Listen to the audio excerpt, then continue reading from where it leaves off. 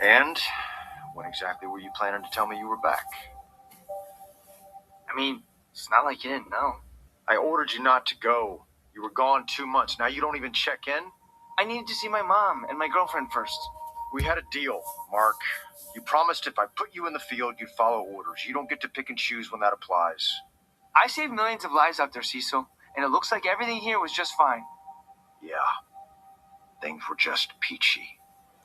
Hey everyone, and welcome to this edition of Green Lantern Talks About, the space where Green Lantern, me, your host, just gets up here and ramble about anything that's on my mind at the time.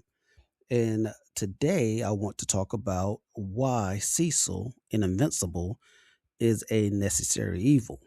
So if that interests you, please hit that like and subscribe buttons and leave me a comment down below to let me know if this is indeed on the mark. Am I off base? Who do you think is a necessary evil in the world of Invincible or any other superhero latent world? So let's start with the harsh reality of a superpowered world.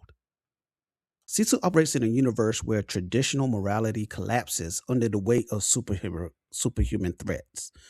So when creatures who are basically gods can level cities and aliens invade at will, idealism alone doesn't protect humanity. Cecil's methods, that's surveillance, secret projects, preemptive strikes, they may seem morally gray, but they are realistic responses to unimaginable dangers. The superheroes he manages often play by their conscience. Cecil doesn't have that luxury. Cecil has to play by probability. His job isn't to be good, it's to ensure that there's still a world left for good people to live in. Without someone like Cecil calculating the ugly odds and making the impossible decisions, humanity would already be dust under, the threats of like Omni-Man, Throg, all the other entities that have come along. The second reason is because the burden of responsibilities others refuse to carry. So Cecil embodies the cost of leadership when everyone else hesitates. Others act according to their individual heroism, but Cecil acts for the survival of the species. He's not heartless, he's just hardened by necessity. He understands the gravity of the position he's in. Every choice he makes is measured in lives saved versus lives lost. When he experiments with weaponized kaiju or clones, he's not doing it out of just, cruelty, but out of desperation. Someone has to plan for the day when one of their own turns against them. And we saw that with Omni-Man, right? But Cecil shoulders the ethical weight others can't bear. He accepts being despised because someone has to do the work that heroes can't allow themselves to do and still be called heroes. That's not corruption, it's sacrifice in its most pragmatic form. And Cecil is pragmatic, if nothing else. And then lastly, Cecil serves as the human anchor in a world spinning out of human control.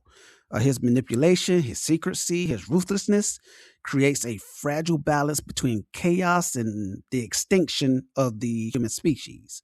So, in essence, he is necessary as a counterweight to gods pretending to be men.